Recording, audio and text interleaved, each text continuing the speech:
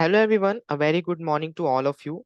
My name is Anshit Jawadekar, and today I will be going to present one seminar on Bohr theory of atomic spectra of hydrogen atom. So first of all, let me tell you some brief about what actually we're going to learn today. So I will be going to start with introduction, and then we're going to see what is Bohr atomic model of hydrogen atom and what are their assumptions of Bohr atomic model of hydrogen atom.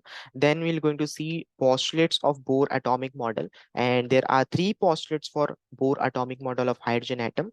And then we're going to see the concept of reduced mass of electron, and what are the reasons behind this reduced mass of electron we're going to discuss. And because of this reduced mass, there is one variation in Rydberg constant, and this is also we're going to see how to find the variation of Rydberg constant. Okay, so first of all, before moving into the topic, here we're going to see what is this Bohr theory of atomic spectra. So we all know that we are taking this hydrogen atom. Why we are taking hydrogen atom? Because it is very easy to study hydrogen atom because it is very lightweight atom. So for example, let's see if there is one nucleus of hydrogen atom, and we know that in hydrogen there is only one electron. So if this is a nucleus of hydrogen atom, and if electrons are revolving like this, okay, if there is one electron and it is revolving around this nucleus, so we know that electron is revolving around the nucleus in certain orbit, and these orbits are known as energy level, right? So if electron transition from one energy level to another energy level,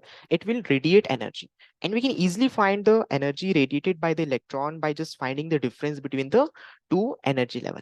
And actually this Bohr atomic model explains the hydrogen's line spectrum also very successfully, and this is also very important step in the development of the quantum mechanics. So first of all, here we're going to see what is the assumptions made for this atomic model. So we know one thing, that atoms are made up of three things. One is proton, one is electron, and one is neutron, right? Protons and neutrons are generally at the center of the atom, and we know that protons are positive charge, so center of the atom is also positive charge, and here we can see with this picture, right? So this positive charge will is representing the nucleus of the atom, and electron generally revolve around the nucleus of the atom, right, in a certain orbits, and these orbits are known as K, L, M, and O shells. We can also say 1 2 3 4 5 6 as well, we can count like this, and this orbit has specific energy levels, right? So here we can say in this picture there are different orbits: K shell, L, M, N. So the orbit which is nearest to the center of the atom, which is nucleus, has least value of energy. So if it is far away from the nucleus, it has more energy compared to the K shell. So here we can compare that N shell energy is quite large compared to K shell energy, because it is nearest to the atom. So if any shell is far from atom, then its energy is also higher. If any shell is nearest to the atom, then its energy will be less, right? And here, first of all, we know one thing, that because electron has negative charge and proton has positive charge, so if electron negative charge is revolving around the positive charge, now the biggest question is why they are not diffusing with each other, why they are not why they have maintained such distance between them, why the distance is maintained between them which is in equilibrium. So here we're going to learn about this with the help of first postulate of Bohr atomic model. So with the help of first postulate, we're going to see why they are not diffusing.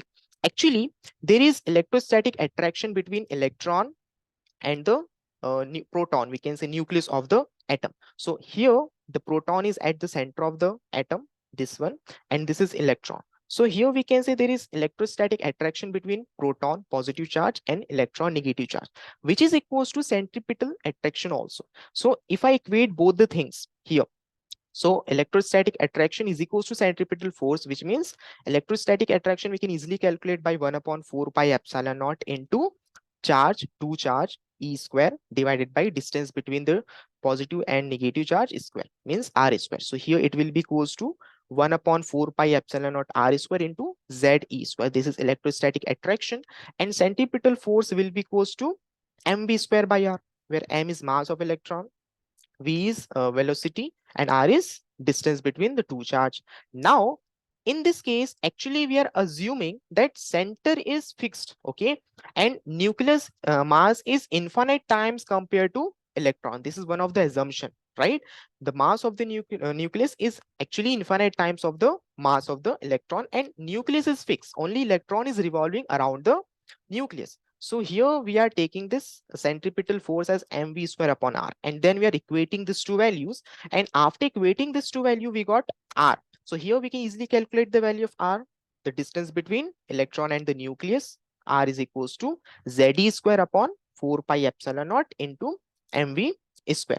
And we can also calculate the value of v square from this equation, right? So if I calculate the value of v square, what we'll get? Ze square divided by 4 pi epsilon naught multiplied by m multiplied by r.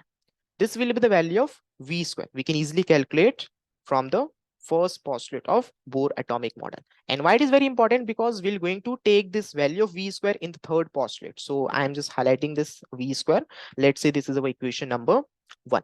Now, here we have seen how to find the value of v square and r, right? So what we're going to do, we're going to calculate the kinetic energy of the electron. So kinetic energy of electron is generally 1 upon 1 upon 2 mv square half mv square. So instead of writing this v square, we are writing this value of v square, right? This one, ze square upon 4 pi epsilon naught m is m into r. This is what we are writing instead of writing v square. So here we'll get kinetic energy is equals to half ze square upon r multiplied by 1 upon 4 4 pi epsilon naught. This is how we can easily calculate the kinetic energy. Similarly, here we have to calculate the potential energy also. Now, to calculate the potential energy, we are integrating, right? So suppose the electron is at infinity, and now the electron is at r position, r distance from nucleus, right? So here we are integrating from infinite to r, right? And here potential energy will be equals to minus ze square upon 4 pi epsilon naught r. So here we got two things, kinetic energy and potential energy. If we know kinetic energy and potential energy, we can easily calculate the total energy of the system, right? The total energy of the whole system.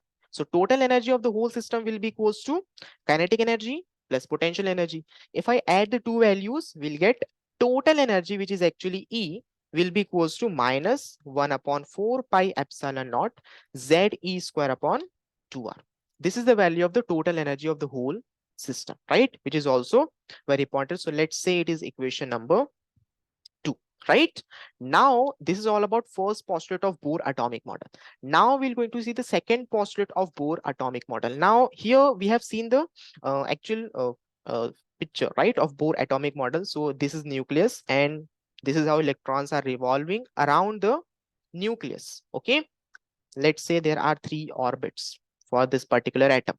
Now here the electrons are revolving in a certain orbits. Okay, and the orbits are not in continuous manner, they are discrete. Okay, because you can say there is no orbit between first and second orbit. Okay, so can I say here there will be orbit? No, there is no orbit. Why?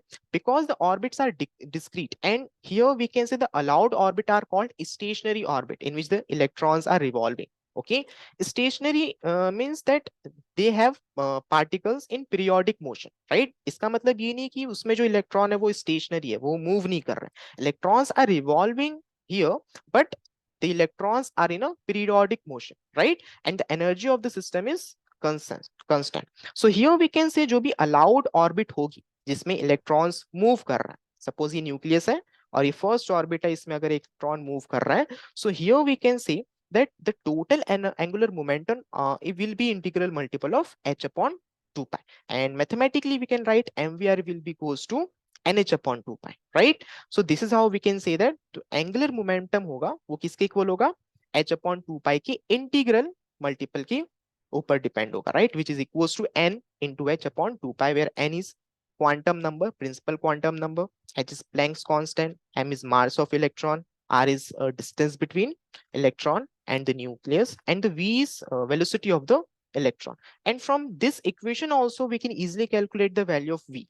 So if I calculate the value of v from here, what we'll get? It will be equals to nh divided by 2 pi multiplied by m also and r as well, right? So this is the value of v from here, nh upon 2 pi mr. And if you got v, we can easily calculate v square as well. So v square will be equals to n square h square upon 4 pi square m square r square. So this is actually the value of v square we can easily calculate from the second postulate of Bohr atomic model, right? So from first postulate, we have calculated the value of v square. From first postulate, we have calculated the value of total energy of the system. And from second postulate also, we can easily calculate the value of v square, right? Now, here we're going to see what is third postulate of Bohr atomic model.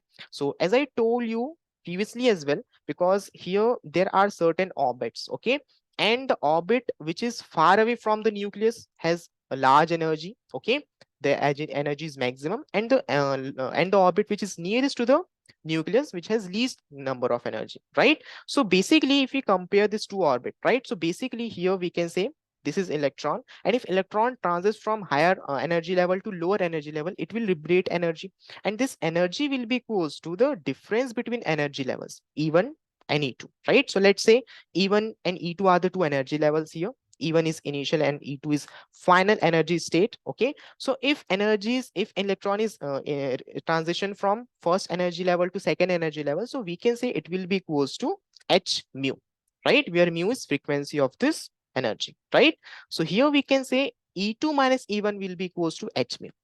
Now look at here. Suppose this red color circle is nucleus and this blue color circle is electron, right? So now whenever electron transition from the second orbit to the first orbit, it means it is transitioning from higher orbit, a higher energy orbit, to lower energy orbit. So it is radiating energy, and this energy is equals to actually h mu, right? So from this video we can easily see this how it is happening, okay? Now suppose if I want to calculate this energy, so how we'll calculate? Now few minutes ago we have learned about v1 square v square, right, from both the postulates. So now look at here how we'll find this v square, right? So from the first postulate we got v square is equals to ze square upon 4 pi epsilon naught mr. Actually it is v, right? And here why we are writing v? And for representing for certain orbits, okay? So n is the value of the orbit. So here we can say from the first postulate we got v square, and from the second postulate also we got v square, which is n square h square upon 4 pi square m square r square. Now we just have to equate these two values of v square. If I equate the two values of v square, we can easily calculate the value of r square from, because here on the left hand side we can say there is r square, and on the right hand side there is only r. So we'll get the value of r, because one r will cancel this r. So here r will be equals to epsilon naught n square h square upon pi m z e square. This is the actual value of r. R is what? R is what? The distance between nucleus and the electron, right? So this is how we can calculate the value of r. Now after calculating the value of r, we have learned how to find the value of total energy of the system, right? And the total energy of the system is actually depending upon the r. You can see total energy of the system En is equals to what? Minus 1 upon 4 pi epsilon naught multiplied by ze square upon 2r. So in place of r, we can write this particular value, which is epsilon naught n square h square upon pi m z e square, okay? तो यहाँ पे r की जगह मैंने क्या लिख दिया? इस r की वैल्यू लिख दी, and here we got the value of E, total energy of the system, which is minus 1 upon 4 pi epsilon naught square multiplied by 2 pi r square m e raised to the power 4 into z square divided by n square h square, okay? अभी जो n है वो क्या represent कर रहा है? Number of orbits, okay? जिस भी ऑर्बिट का हम एनर्जी फाइंड कर रहे हैं, total energy of the system, वो n है, right? So for the first orbit we can put n equals to 1, for the second orbit we can put n equals to 2, like this, okay? So here what we are doing, we are calculating energy of different orbits, n1 orbit, n2 orbit, right? So for n1 orbit energy क्या हो जाएगी? En1. तो मैंने क्या किया, सिर्फ n की जगह n1 put कर दिया, like this will be the value of energy of energy of first orbit n1, okay? Similarly we can easily calculate the value of second orbit, which is en2, right? And here instead of writing n, we can write n2, and from here we can easily find the energy of second orbit, right? So now suppose if electron is transition from second orbit to first orbit, so we know that difference between the energy level will give us energy liberated from this electron, okay, while transition. So if I want to calculate this energy, so how will calculate? It will be equals to En2 minus En1. En2 क्या था? Higher energy level था. En1 क्या था? Lower energy level था. So we know that electron will transition from higher energy level to lower energy level. Okay. So initial minus final condition. So En2 minus En1.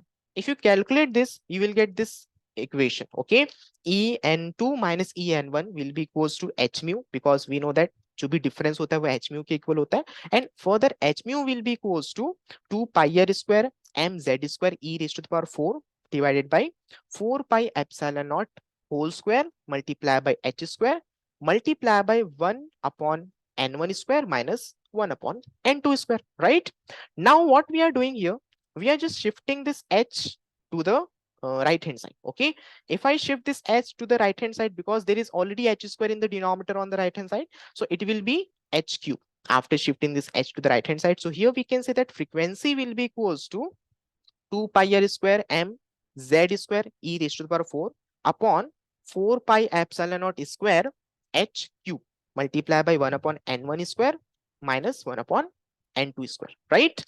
Now what we are doing here, we're finding the value of wave number. Okay, अब wave number क्या होता है? Actually जो frequency होती है which is equals to c multiply by wave number. Okay, speed of light multiply by wave number. So here what we are doing, we are just replacing this frequency with cv bar. Okay, तो frequency की जगह मैं क्या लिख रहा हूँ? c multiply by wave number, right? So instead of writing this frequency, we are writing c multiply by wave number. Okay, so now if I want to calculate this wave number, what we have to do? We have to shift this c to the right hand side. Okay, if I transpose this c to the right hand side, what we'll get? Here also we'll get c, right, in the denominator of the right hand side. So v bar, which is wave number, is equals to 2 pi square m z square e raised to the power 4 divided by c 4 pi epsilon naught whole square h cube multiplied by 1 upon n1 square minus 1 upon n2 square. Okay, this is the value of wave number. अब ये जो expression जो हमें यहाँ पे दिख रहा है, let me highlight this. Okay, this expression except this z square. Okay, 2 pi a square m e raised to the power 4 upon c 4 pi epsilon naught whole square h cube. ये पूरे expression को हम लोग कहते हैं r, which is known as Rydberg constant. Okay, so if I want to write this wave number in terms of r, so how we can write? Wave number will be equals to v bar is equals to rz square. Okay, z को include नहीं किया मैंने r में. Okay, so that's what is rz square multiply by 1 upon n1 square minus 1 upon n2 square. So this is actually wave number. Okay, in terms of Rydberg constant, right? और ये जो Rydberg constant की value है वो क्या हो जाएगी? 2 pi a square m e raised to the power 4 upon c h cube 4 pi epsilon naught whole square. Okay, so this is how we can easily find the value of Rydberg constant from this third postulate of Bohr atomic model. Is that clear? Okay, and here also we can see different series, right? So यहाँ पे क्या हो रहा है? If any electron transition from higher energy level to first energy level, then it will be known as Lyman series. Okay, अगर कोई nth energy orbit से अगर कोई second energy orbit पे transition हो रहा है कोई electron का, so उसको हम लोग कहते हैं Balmer series. Okay, then if any electron is transition from nth orbit to third orbit, then it is known as Paschen, and nth to fourth orbit is known as Brackett, then Pfund, then Humphrey. Okay, so this is about transition of electron from nth orbit to first, second, third, fourth, like this, right? Now we're going to see what is the concept of reduced mass of electron, and it is very interesting, right? Because here we have seen from a few minutes ago, we have seen that electron and nucleus दोनों का जो मास होता है उसके बीच में relation क्या होता है, राइट? सो जो इलेक्ट्रॉन और न्यूक्लियस का मास होता है उनके बीच में एक छोटा सा रिलेशन हम लोग ने पिछले assumptions में देखा था, that nucleus is actually infinite times mass of electron. Okay, but actually ऐसा होता नहीं है, right? This is not the practical case, this is not the actual case. The mass of nucleus is actually 1836 times heavier than the electron. Okay, so whatever we have assumed in initial case, that was wrong. तो अगर जो nucleus का मास है वो infinite times नहीं electron की, सो वो fix नहीं होगा. बट हम लोग ने अभी तक क्या अज्यूम किया था कि if there is a nucleus, right this, and if electrons are revolving around the nucleus, okay, in a certain orbit, then nucleus is actually fixed. An electron revolves around the nucleus. But here we have learn that actually जो nucleus का mass होता है वो infinite times नहीं होता है electron के. So if mass of the nucleus is not infinite times of the mass of the electron, then nucleus is also actually revolving, right? So here the actual case will be like this. Suppose this is our nucleus, okay, and it has 1836 times mass compared to electron. Then it is also revolving in a certain path which is actually small, right? So electron nucleus is revolving like this, and electrons are further revolving around the nucleus. Okay, तो nucleus भी revolve कर रहा है और electron भी revolve कर रहा है न्यूक्लियस के around, right? So this is our actual case. So अगर पहले हम लोग ने अज्यूम किया था कि न्यूक्लियस का एक फिक्स पॉइंट था because mass of the nucleus is infinite times of the mass of electron, but here we are saying that nucleus भी रिवॉल्व कर रहा है बिकॉज उसका जो एक्चुअल मास है हाइड्रोजन एटम का वो 1836 टाइम्स है of mass of electron. So it is also revolving. Now look at here in this picture we can say this is our nucleus, okay, which center is P, and this is our electron with center Q, okay, and actually they are revolving like this, right? So suppose this nucleus is P, okay, and this electron is Q, okay, तो दोनों का जो centre of mass होगा वो nucleus पे नहीं होगा, वो दोनों के बीच में होगा. So if you join this P and Q point, okay, it will be like this is our PQ line, and the center of mass will be between this PQ line. वो पॉइंट P पे नहीं होगा because mass of nucleus is not infinite times of mass of electron. That's why वो PQ line के बीच में कहीं पे होगा. So let's say it is at G point, okay.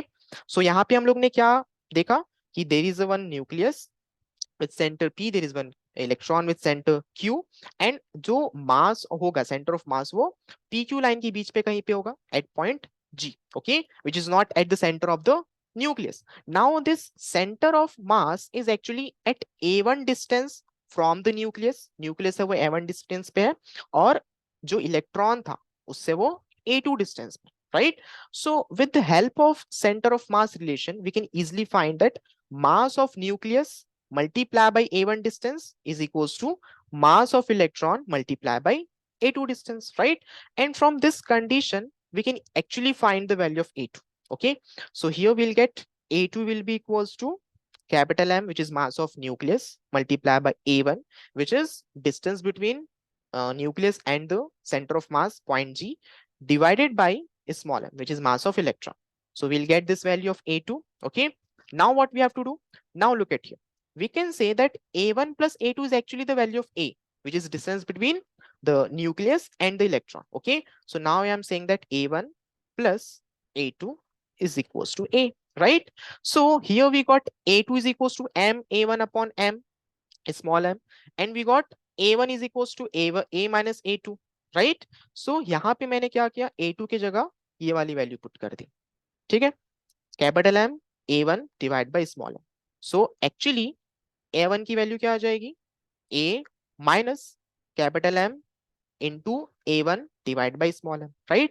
This is the value of A1. And if I simplify further, we'll get the value of A1 as well, and we'll get the value of A2 also. So A1 की value क्या आ जाएगी, small a into capital M divided by M plus capital M, where A is A1 plus A2, right? Similarly, we can easily calculate the value of A2, which is small a into small m divided by small m plus capital M.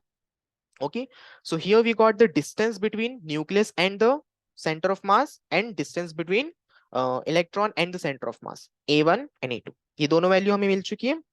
Now what we are doing, we are finding the velocity, linear velocity of nucleus and the electron. Okay, तो nucleus की velocity मैंने क्या करी है, capital V assume की है, and we are assuming that the velocity of electron is small v. So capital V, which is nucleus velocity of nucleus, which will be equals to angular velocity multiplied by distance from the center center of mass. Look at here, let me show you again. So this is our nucleus and this is center of mass. दोनों के बीच में distance कितना है, A1. तो if I want to calculate the velocity of this nucleus, it will be equals to angular velocity multiplied by A1. If I want to calculate the angular velocity, if I want to calculate the velocity of this electron, it will be equals to angular velocity multiplied by A2 distance, which is between center of mass and electron, right? So this is how we are calculating the velocity, linear velocity of electron and nucleus, right? Small v and capital V respectively. Now, if you got the value of V, we can easily calculate the total kinetic energy of the system. We are not calculating total energy, we are calculating total kinetic energy. ठीक है? तो total kinetic energy क्या होगी?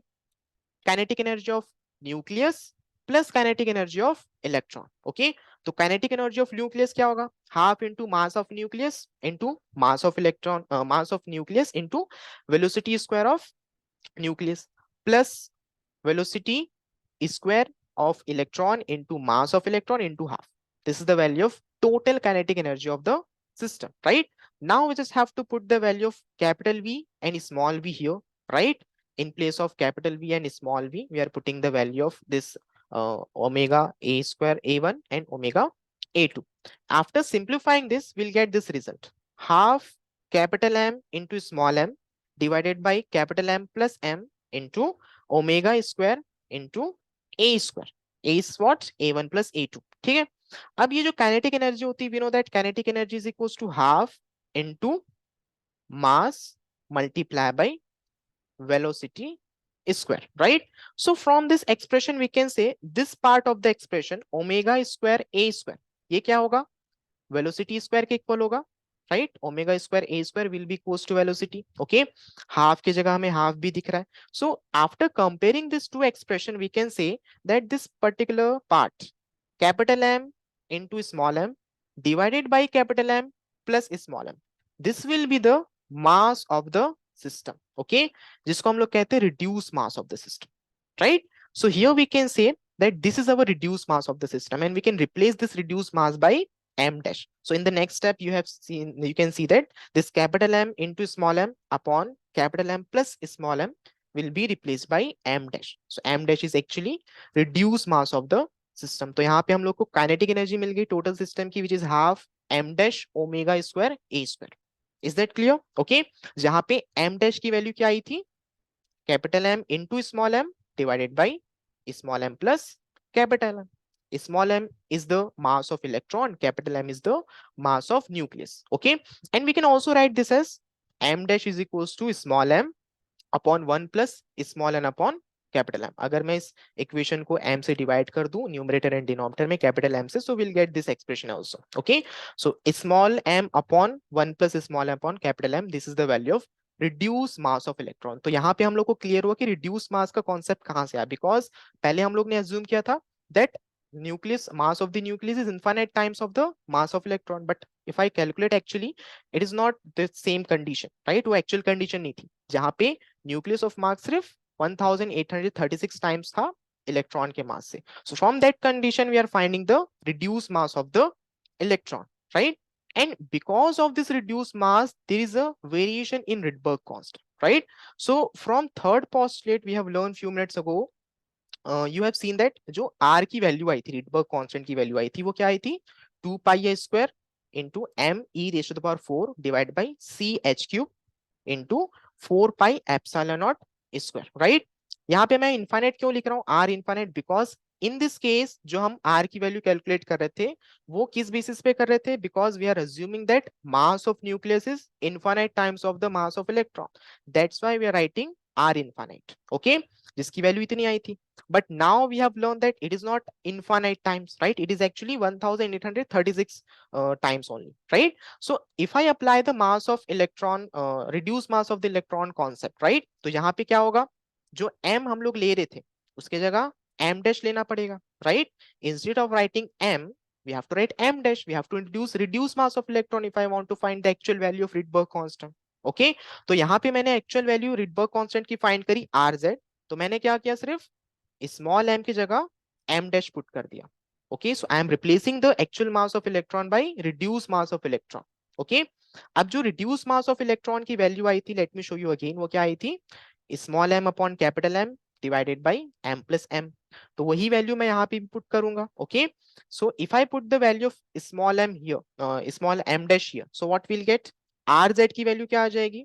2 pi r square e raised to the power 4 small m upon 1 plus small m upon capital M into ch cube multiply by 1 upon 4 pi epsilon naught r square. Okay, actually here we are putting this particular value. Let me show you this one. Okay, so यहाँ पे हम लोग इस value को put कर रहे हैं m dash की. तो यहाँ पे हमें क्या मिल गया? Variation of Rydberg constant. Okay, so if I find the relationship between the relationship between the new Rydberg constant and the old Rydberg constant, where we are assuming that mass of nucleus is infinite times of the mass of electron, so you can say the relationship is very simple, that R will be equals to the new Rydberg constant will be equals to the initial Rydberg constant where we are calculating the mass of nucleus is equals to infinite times of mass of electron. Okay, divided by 1 upon 1 plus m upon capital M. This is the simple relationship between new Rydberg constant and the initial Rydberg constant. Okay, अगर मुझे hydrogen atom के लिए find करना है तो मैं क्या करूंगा? We are replacing this r upon r by rh. Okay, this is the simplest representation of r Rydberg constant, which is rh. Okay, so rh क्या हो जाएगा? R infinite upon 1 plus small n upon capital M. Capital MH is mass of nucleus of hydrogen atom. Small m is the mass of electron. RH is the new Rydberg constant value of hydrogen atom, and R infinite is the old Rydberg constant value, where we are assuming that mass of neutron mass of nucleus is infinite times of mass of electron. So basically this 1 upon 1 plus small m upon mh, capital MH, is actually known as correction factor. Okay, जो कि difference पता लगाता है Rydberg constant के बीच में, infinite R infinite and RH. Okay, so if I calculate the actual value for hydrogen atom, so R infinite will be equals to 1096,776 into 1 plus small m upon capital MH m raised to the power minus 1. Okay, तो इसकी जो unit होती है वो होती है length inverse, right? तो R infinity की वैल्यू हम सेंटीमीटर इनवर्स में भी कैलकुलेट कर सकते हैं, 109737.43 centimetre inverse. So this is how we can easily calculate the value of R infinity. Understood? And in this table we can see here there is Rydberg constant for different atoms. Okay, hydrogen के लिए, deuterium के लिए, helium के लिए, lithium, for beryllium, boron, carbon, nitrogen, we can see different value of R Rydberg constant. And why it is different? Because जो mass of nucleus होगा वो हर atom के लिए अलग अलग होगा. Okay, and here we can say that R infinite depends on the mass of nucleus. Okay, in case of hydrogen वो hydrogen atom के मास ऑफ न्यूक्लियस पे डिपेंड कर रहा था, तो वैसे ही हर एटम के केस में उसके मास ऑफ न्यूक्लियस के ऊपर डिपेंड करेगा. So that's why it varies with different atom. तो हाइड्रोजन का अलग है, हीलियम का अलग है, लिथियम का अलग है, ओके, बेरिलियम का अलग है. So for different atom it will be different. Okay, and it is very important because it leads to the discovery of deuterium atom also. Okay, so now if I plot this relationship between atomic mass with Rydberg constant, okay, which is varying with atomic mass, so you can see here we'll get a curve, right? So here with the atomic mass, with increase of atomic mass, the Rydberg constant is also varying. Okay, but ये एक time के बाद constant हो जाता है अगर हम बहुत ज्यादा बड़ा एटॉमिक मास ले ले, ओके, फॉर पर्टिकुलर एटम, तो उसका जो चेंज होगा वो कांस्टेंट हो जाएगा. So here we can say this is how Rydberg constant varies with atomic number. Understood? So here we have seen how the electron mass varies, okay, how the electron mass varies, and how the Rydberg constant also changes with reduced mass of electron. So here we have reached to the end of the seminar. I hope you liked the seminar and I hope you understood all this thing. So thank you everyone.